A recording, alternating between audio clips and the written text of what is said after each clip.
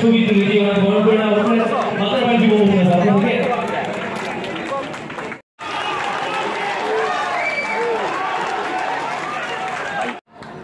मुझे बहुत दुख से बोलना पड़ता है क्योंकि आज भी कहीं ना कहीं मेरे दिल में कहीं कांग्रेस है। आज भी मैं सोनिया जी के खिलाफ, प्रियंका गांधी के खिलाफ, राहुल गांधी के खिलाफ एक शब्द नहीं कहूंगा, लेकिन जिस सीपीएम पार्टी ने हमको 25 साल तक वंचित किया क्योंकि हमने उनको वोट नहीं दिया तो उन्होंने हमें गरीब रखा, क्योंकि हमारा वोटर आईडी कार्ड में सीपीएम का ठप्पा नहीं था तो हमको नौकरी नहीं मिला, हमें शिक्षा के नाम में स्कूल बनाकर दिया लेकिन टीचर नहीं दिया, अस्पताल बनाया लेकिन उस अस्पताल में ना बिथी था, ना दवाई था, ना डॉक्टर था। जिस सीपीएम ने हमें गरीब रखा, जिस सीपीएम ने हमें मारा पीटा, किसके लिए? क्योंकि हम वोट उस समय कांग्रेस को और आईएनपीटी या टीयूजेएस को करते थे। आज दुख का बात है कि आज वही सीपीएम कांग्रेस का अगरतला में हाथ पकड़ के वापस उठने की कोशिश कर रहा है। दुख लगता है कि आज जब जितेंद्र चौधरी कहता है कि मोथा और बीजेपी का अलायंस कैसे हुआ, बुबागरा ने कहा था कि जब तक लिखित हमें आश्वासन नहीं मिलता है हम अलायंस नहीं करेंगे।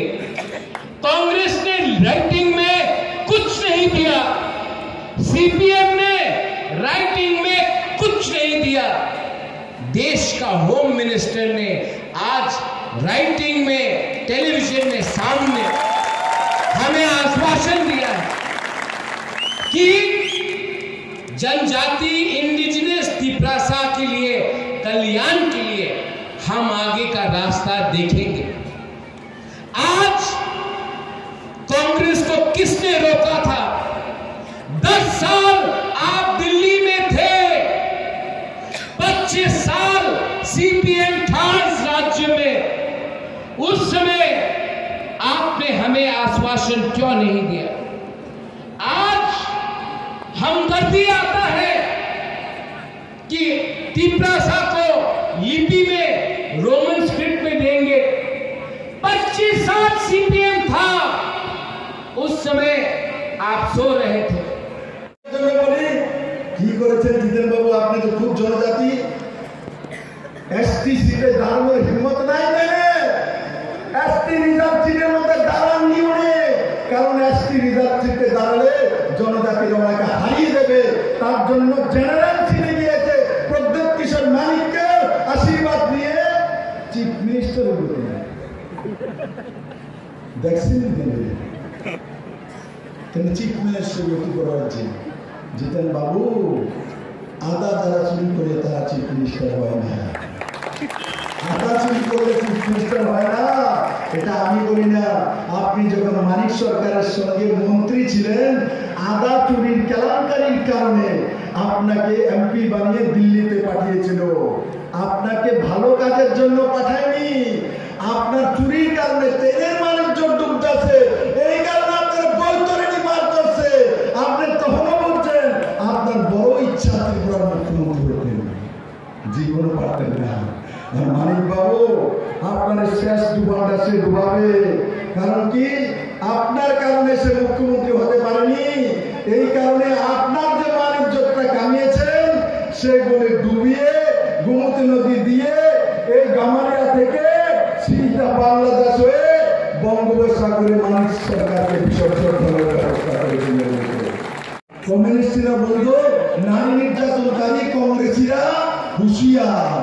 আশিক বাবু শোনান না, এটা একটু শোনান না।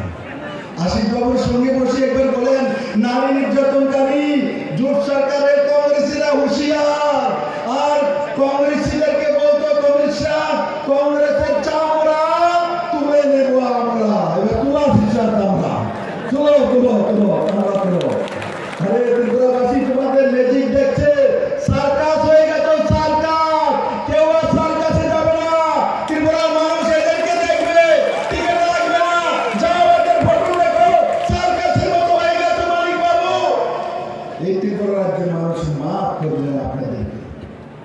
এই ত্রিপুরার যতগুলি রাজনীতি খুন হয়েছে, এরা তাদের পরিবারের লোক আপনাদের মাফ করবে না। আর এখন তো কি বলছে যে রাজনীতির খুনগুলি হয়েছে সেগুলো তো কার্যকর্তারা নিজেদের কারণে খুন হয়েছে, তাদের কারণে খুন হয়নি। তারা বলেনি খুন করার জন্য। মিত্র, এই সিপিএম যখন 94 এসেছিল, এই তুলাকোনাতে সুভাষ বনকে 150টা কোরালের কূপ দিয়ে মেরেছে, 150টা কোরালের কূপ দিয়ে মেরেছে। ভারতীয় জনতা পার্টির সরকার আসার পর 2018-তে কোন কমিউনিস্ট বলতে পারবে যে একটা পলিটিক্যাল খুন ভারতীয় জনতা পার্টির কোন কার্যকর্তা কোন জায়গায় করেছে? বলতে পারবে মানিক সরকার, বলতে পারবে জিতেন সরকার,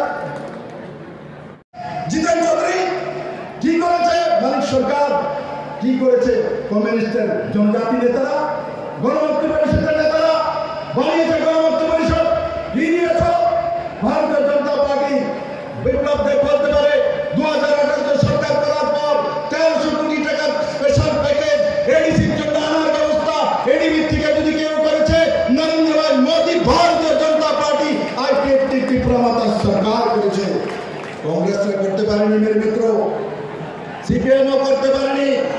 তাই মেরে মিত্র, তার জন্য আমি বলে এই ত্রিপুরা রাজ্যের মধ্যে ভারতীয় জনতা পার্টি, আইপিএফটি, ত্রিপুরা মাথা, এরা তিনও পার্টি মিলে আজকে 2024-এর নির্বাচনে মাননীয় প্রধানমন্ত্রী নরেন্দ্র ভাই মোদীকে প্রধানমন্ত্রী বানানোর জন্য এক যুগে, এক দিশাতে, এক মিশনে, একই মন্ত্র